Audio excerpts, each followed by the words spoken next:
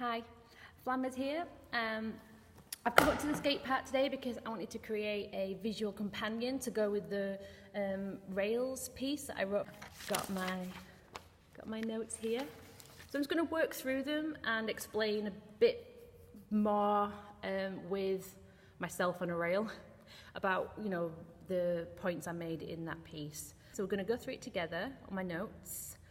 I've made a new rail. So I've got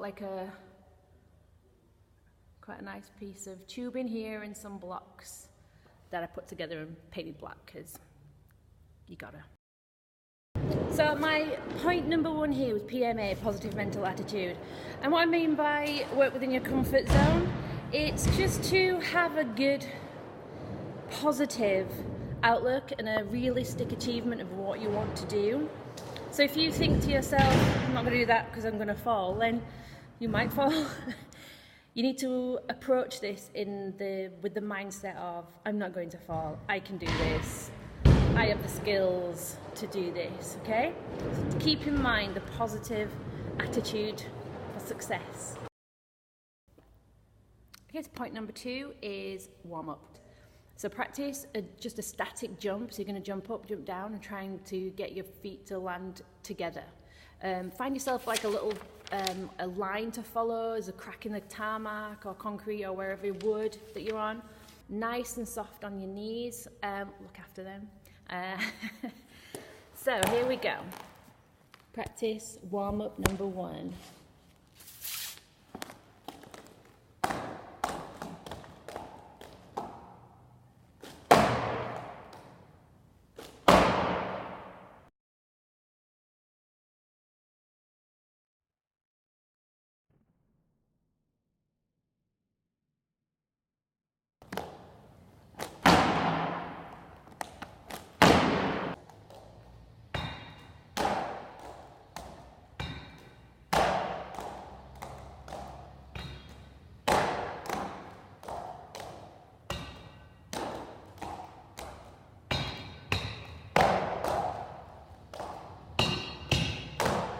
If you do have a skate buddy to take with you and they can assist you on the day, then use them. Get them to stand at the side of the rail that you want to get on and have them hold their hands out, a bit like robot hands, and use them for support until you feel comfortable. You might want to feel out the width of the rail, if it's slippy, if it's a square rail, anything like that. Then great. If you aren't feeling confident and you don't have a friend, maybe you can find one. Somebody at the skate park.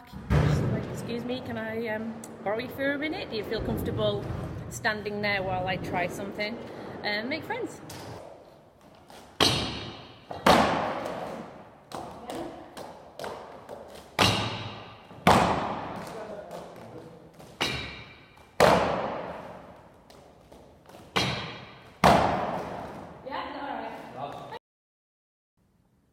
So point number 3 is about stance. And the school of thought is that you should land on the rail at both feet at the same time. I have seen skaters land front foot first, back foot first, both feet together, and achieve a good slide. I tend to land my back foot first, and it's something I'd like to land both feet together, but it's something I'm working on. And as long as you are feeling safe doing what you're doing, then great. If you don't feel safe doing what you're doing, consider changing, putting more work into it to feel safe. It's all about the safety, really. So the stance, when you get on the rail, you want to be comfortably wide-legged. You don't want to have your feet too close together because that will alter your centre of gravity and you could tip. So you want to have your skates like maybe hips distance apart at least. Too wide, obviously, you're going to do the splits. So you want to have a nice, comfortable, stable triangle shape. Okay, so I've come over now to a curb to practice on. We've got a curb inside the skate park here. It's not too high. So what you want to try and do here is land together, either from the side or from the front, okay?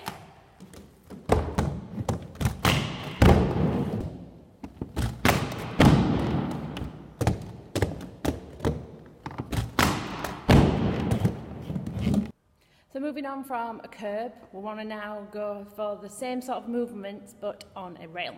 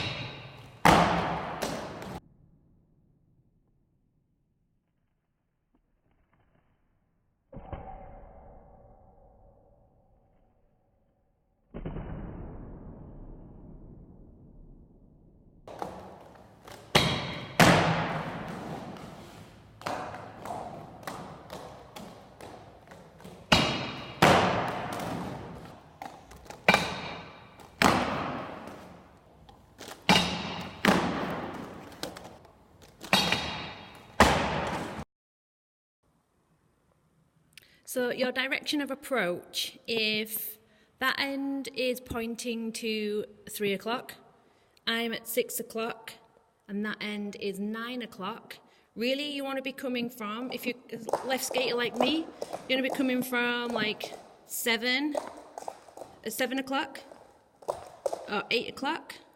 And if you approach it from the right, then you want to be like coming at it like at 4 o'clock. Maybe 5. That might be a bit too much. About there. So another little note about direction of travel. When you are on the rail and you are sliding and you're like, oh my God, I'm sliding, this is amazing. Make sure you look in the direction of travel. So if you are sliding across the left, look at the end of the rail. If you're sliding right, look at the end of the rail on the right, okay? It's really important that you look in the direction you're traveling. If you're looking straight down at your feet, you're not going to go anywhere.